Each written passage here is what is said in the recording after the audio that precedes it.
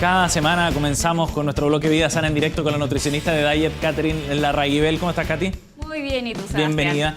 Bueno, mañana se celebra el Día Internacional de la Mujer. Hay conmemoraciones de todo tipo y nosotros también quisimos honrar aquel día con algunos consejos respecto a alimentación saludable para las mujeres, precisamente, ¿no? Exacto. Es muy variado porque tenemos distintas etapas en nuestra vida de mujer. Seguro. Entonces va cambiando la alimentación, pero vamos a tratar de hablar lo más general posible y hacer un resumen de esto. Es sumamente importante ver, como vamos a ver en la primera gráfica, A ver. que existen criterios diferentes entre hombre y mujer, sobre todo para ver el estado nutricional y el riesgo cardiovascular. Perfecto. Y esto es importante diferenciar. ¿Por qué? Porque la mujer tiene una genética que acumula más grasita y la grasa conlleva un riesgo cardiovascular más importante. Y a medida que pasan los años, ya después de los 50, la grasa se va al área abdominal. Al principio la grasita de las mujeres estaba concentrada principalmente en las caderas, que tanta incidencia con el riesgo cardiovascular no tiene. Tiene mucho más incidencia la grasa abdominal. Entonces, a medida que pasan los años, el riesgo cardiovascular va aumentando en la mujer. La circunferencia de cintura en una mujer no debería ser más de 80 centímetros. Si tenemos más de 80 centímetros ya tenemos un riesgo cardiovascular importante. Ok. ¿Ya? Y eso es importante, que lo pueden medir todas en la casa. La wincha se pone por sobre el ombligo. Perfecto. Índice de cintura-cadera, ¿Qué significa que eso? es la relación entre la circunferencia de cintura y la circunferencia de cadera, y eso se divide. Si sale mayor a 85, estamos mal porque en general podemos tener un riesgo de tener una enfermedad cardíaca. Versus el hombre, que se tolera un poco más. ¿Pero eso significa que hay obesidad o sobrepeso? No necesariamente, ¿O no necesariamente. Y por eso te digo que es importante, porque muchas veces no lo vamos a notar físicamente, porque a lo mejor tenemos una estructura ósea un poco más grande, una mujer, pero sí tenemos una circunferencia de cintura grande, que eso a la larga, como yo te digo, la grasa abdominal, donde tenemos todos los órganos, se condice mucho más con un riesgo cardiovascular importante. Claro. ¿Ya? El diámetro sagital abdominal, esto en general no es muy fácil de medir en la casa, es más de uso hospitalario, pero es la circunferencia de cintura por medio de un aparato distinto. Perfecto. Índice de cintura y estatura, o sea, lo mismo. La misma La relación. circunferencia de cintura por la estatura dividido por la estatura no debería dar más de 0.5. Perfecto. Y el porcentaje de grasa es mucho más lo tolerado en una mujer, por lo que conversamos. Por un tema genético tenemos más reserva de grasa, entonces se tolera entre un 30 y un 33% de grasa versus un hombre que solamente es 25%. Como algo normal, ¿cierto? Como algo normal. Ok. Sobre eso ya estamos en un riesgo cardiovascular importante.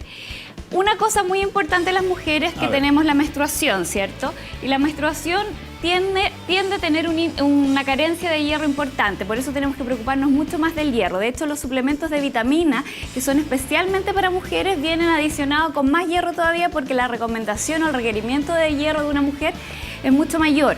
Una mujer necesita entre 15 a 18 miligramos de hierro, en cambio un hombre necesita solo 10. Harta ¿Ya? diferencia. Es harta la diferencia, por ende tenemos que preocuparnos mucho más del hierro, que están en las carnes rojas y magras, los pescados, las nueces, los vegetales de hojas verdes. Existe un hierro que es EM, que es el de origen animal, y el no EM, que es de origen vegetal. El no EM necesitamos consumir mucho más, ¿ya? Porque en general se absorbe menos por todas las fibras que contienen los vegetales en general. Entonces, si estamos con una carencia de hierro importante, que es común en la mujer, vuelvo a insistir, deberíamos tratar de preocuparnos a lo mejor consumir de las que provienen de los pescados, las carnes, etc.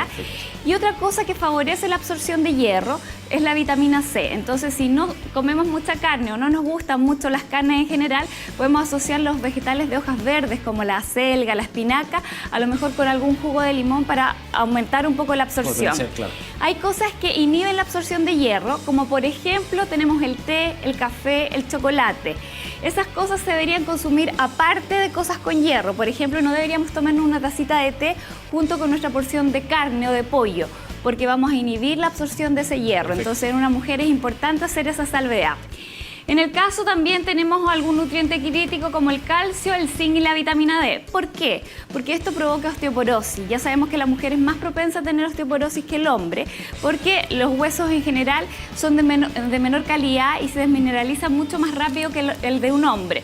Entonces tenemos que tener mucho más cuidado con el tema del calcio y por ende los requerimientos de calcio también son mayores. Claro. Una mujer necesita 1000 miligramos al día, un hombre necesita 800.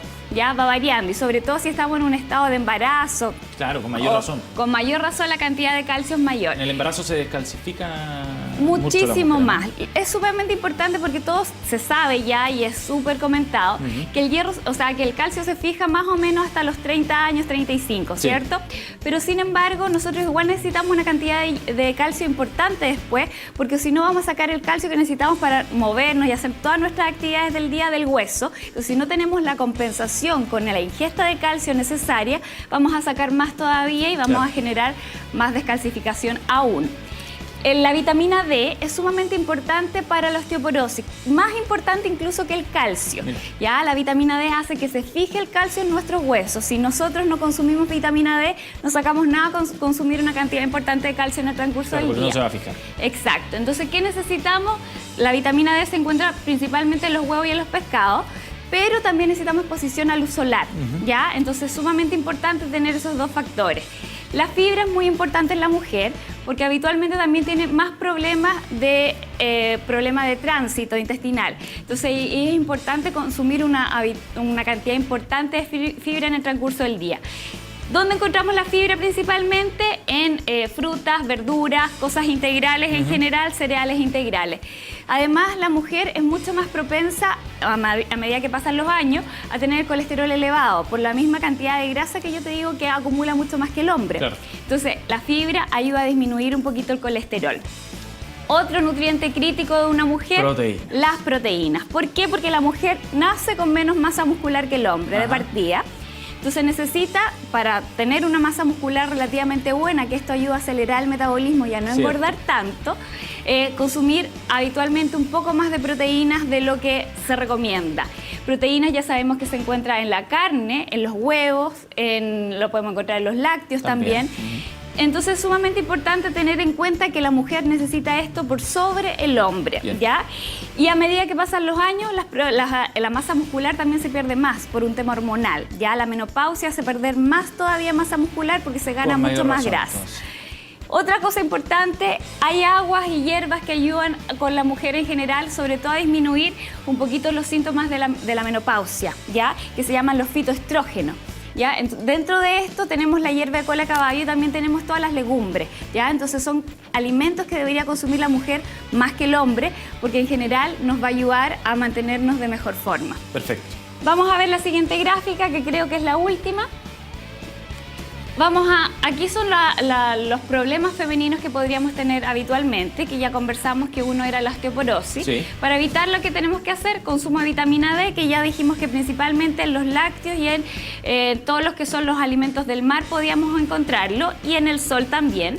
Magnesio y calcio, y hacer ejercicio, porque todo esto previene un poquito la osteoporosis.